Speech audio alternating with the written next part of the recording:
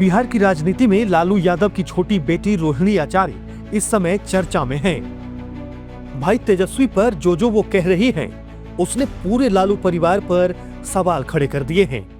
रोहिणी कभी माइक पर बोलती हुई दिखी तो कभी सोशल मीडिया पर, और उनके इन बयानों पर भाई तेज प्रताप की भी प्रतिक्रिया आई। तेज प्रताप ने बहन रोहिणी का समर्थन करते हुए साफ कहा कि जो मेरी बहन का अपमान करेगा उस पर सुदर्शन चक्र चलेगा। अब इस घटनाक्रम पर राजनीतिक प्रतिक्रियाएं भी आ रही हैं। एनडीए नेता रोहिणी और तेज प्रताप दोनों भाई बहन का समर्थन कर रहे हैं।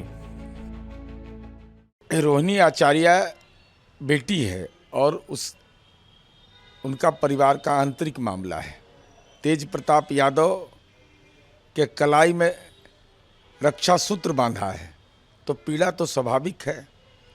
माननीय लालू जी ने आश्वस्त किया है, जो मीडिया में खबरें आई है कि यह मेरे परिवार का मसला है। इसका मतलब हुआ कि समीक्षा बैठक में यह सवाल उठा।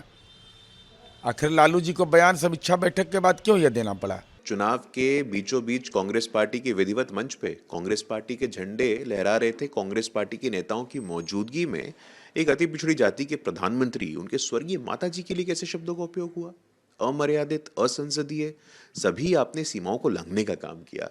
राहुल गांधी जी आए और लोक आस्था के महापर्व छठी माई को अपमानित किया। तो ये दिखाता है, ये एक दूषित मानसिकता है, महिला विरोधी मानसिकता है। और पहली बार तो ऐसा है नहीं, बहू के साथ ऐसी हुआ, तेज प्रताप के साथ ऐसी हुआ, रोहिणी जी के साथ ऐसी हुआ, और बाकी बहनों का भी मैं वीडियो देख रहा तो वो भी लौट रही हैं। कहीं ना कहीं तो आत्ममंथन करने की आवश्यकता है, आत्मनिरीक्षण करने की आवश्यकता है लालू जी को। जब रोहिणी आचार्य पर जब गाली गलौज किया गया, उनके जो सलाहकार हैं उनके द्वारा चप्पल उठाया गया, तो ये एक्सेस जो होता है, अति होता है, अति से अति हो गया, तब घर छोड़ कर लोग चल गए। तो सारी बात बोल रहे हैं। तो मेरा कहने का मतलब कि घर का आदमी, घर का बच्चा सारी बात बोल रहा है तो अपने आप समझ में आना चाहिए कि उनके घर में क्या चल रहा है। उनके घर में पहले ही से एक डोमिनेशन चल रहा था, और वो डोमिनेशन किसी दूसरे के बहकावा में कर करके लालू परिवार को लोग छत बिछत करने का साजिश किया है, उसमें लोग सफल हो रहे हैं। जाहिर है कि रोहिणी आचार्य ने विधानसभा चुनाव में आरजेडी की करारी हार के लिए उन्हें जिम्मेदार ठहराए जाने के बाद घर छोड़ दिया है और राजनीति से दूरी बनाने का फैसला लिया है।